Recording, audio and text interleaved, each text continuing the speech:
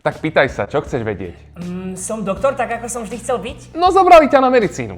Yes! Ale vyhodili ťa po prvom ročníku. A prečo? Mal som zlé známky? Kradol si lieky pre ťažko chorých ľudí. Tak to som na to musel mať ale asi dobrý dôvod. No predával si ich ťažko závislým feťakom. Prosím, prečo? Tak mal si trošku finančné problémy, keďže si dom tvojej mamy zadlžil a všetko si prehral na rulete? No dobre, tak osobný život mi nevyšiel, ale určite už vyšla GTA 6. Čo 6? 7? Povedz mi o nej. No GTA 6 stále nevyšla a aj keby vyšla, nemal by si ju kde hrať, keďže bývaš na ulici. Si bezdomovec.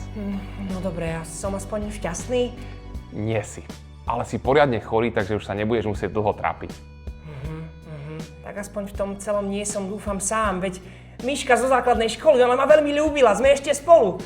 Tak Miška by teraz o teba ani bicykel neoprela a to, čo máš, by som nenazval láska, ale niečo, čo si vieš zaplatiť raz do mesiaca. Ináč si samotár. Ale neboj sa, život je krátky a čoskoro skončí.